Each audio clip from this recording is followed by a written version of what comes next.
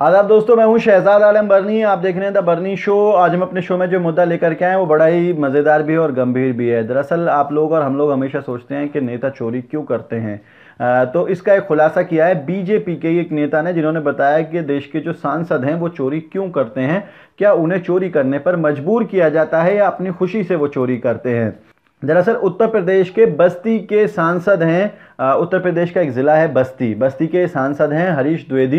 ये एक सभा को संबोधित कर रहे थे और इस सभा को जो है मतलब जो बस्ती की जो ज़िला पंचायत सभागार है उसमें आयोजित किया गया था। इसका नाम रखा गया था युवा संवाद। उस युवा संवाद में इन्होंने एक पोल खोल दी और इन्होंने कहा कि सांसद जो हैं वो चोरी करने पर क्यों मजबूर होते हैं। उन्होंने कहा कि वेतन से कोई सांसद, इस बात को ज़रा ध्यान से सुनिएगा, उन्होंने कहा कि वेतन से कोई सांसद मंत्री अपना चुनाव क्षेत्र नहीं चला सकता है, चोरी तो करनी ही पड़ेगी, अन्य उपाय ढूंढने पड़ते हैं। मतलब आप समझिए इस चीज़ को। उन्होंने कहा अन्य उपाय ढूंढने पड़ते हैं, अन्य उपाय करने पड़ते हैं, चोरी तो करनी पड़ेगी।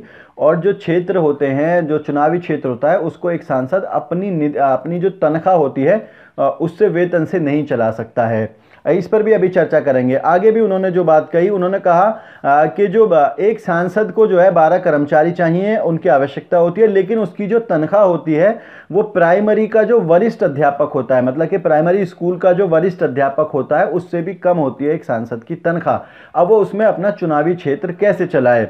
साथ ही उन्होंने केजरीवाल की भी तारीफ की। जो बीजेपी के सांसद हैं हरीश द्विवेदी, उन्होंने केजरीवाल की तारीफ की कि जो केजरीवाल सरकार है दिल्ली, उसने अपने विधायकों का भत्ता बढ़ा दिया था और उसको 2.5 लाख के करीब पहुंचा दिया था। तो उन्होंने कहा कि ये एक अच्छी पहल थी, ताकि इसकी वजह से लोगों के खर्चा चल सकता है, तो उसी वजह से फिर वो चोरी नहीं करेंगे। तो इन्होंने कहा कि सांसद जो है वो चोरी इसलिए करते हैं क्योंकि एक नेता या एक मंत्री जो है अपने वेतन से जो है वो वहाँ का खर्चा नहीं चला सकता है, अपने चुनावी क्षेत्र को नहीं संभाल सकता है। अब ये सवाल उठता है कि क्यों नहीं संभाल सकता चुनावी क्षेत्र को। दरअसल चुनावी क्षेत्र को ना संभाल पाने के कई सारे वजह होती हैं। जो हम लोगों की, जो देश की जनता है, जो हम लोग हैं, उनमें बड़े लालची लोग होते हैं हम लोग। और उसकी एक आम फहम, एक तरीका होता है, हम लोगों ने भी देखा नेताओं के पास, कि कभी कोई एनजीओ वाले पहुंच जाते हैं कि साहब फला तरह का जो है आयोजन किया जा रहा है, कंबल बांटे जा रहे हैं। कभी कोई टूर्नामेंट वाले पहुंच जाते हैं कि हमें क्रिकेट की किट दिला दीजिए। कभी कोई गुल्ली डंडा का टूर्नामेंट हो रहा है, तो कभी जो है प्रसाद बांटे जा रहे हैं, तो कभी जो है कोई और जो है धार्मिक आयोजन किए जा रहे हैं, उसके लिए उसको पैसे देने होते हैं। अब एक क्षेत्र में कई लाख मतदाता होते हैं, तो हर रोज उसको कहीं ना कहीं कुछ ना कुछ देना होता है। प्लस उसको एक और चीज देनी पड़ती है, जो रोजाना के न्योते होते हैं। दरअसल उसको शादियों में रोजाना जाना होता है और रोजाना बिना न्योते के विधायक या वहां का सांसद जो है आ ही नहीं सकता बिना न्योता दिए।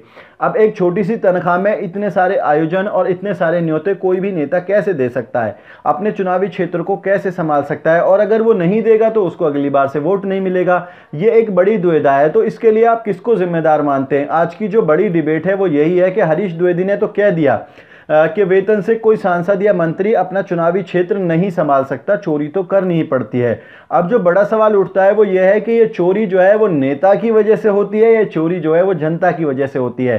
क्या नेता सिर्फ अपने खाने के लिए चोरी करता है, या नेता उस जनता के प्रेशर में भी चोरी करता है, जिस जनता को न्योते चाहिए होते हैं, जिस जनता को टूर्नामेंट के लिए पैसे चाहिए होते हैं, जिस जनता को धार्मिक सभाओं को कराने के लिए दान चाहिए होता है। तो आप लोग इस पे ज़रूर अपनी प्रतिक्रिया हमें बताइए। बड़ा ही दिलचस्प ये टॉपिक है कि इसमें जिम्मेदार कौन है। देश की जनता ये बता सकती है कि क्या वाकई में नेता ही सिर्फ इसके लिए जिम्मेदार हैं, या वो जनता भी नेता की चोरी के लिए जिम्मेदार है जो उस नेता से रोज़ाना पैसे लेती है।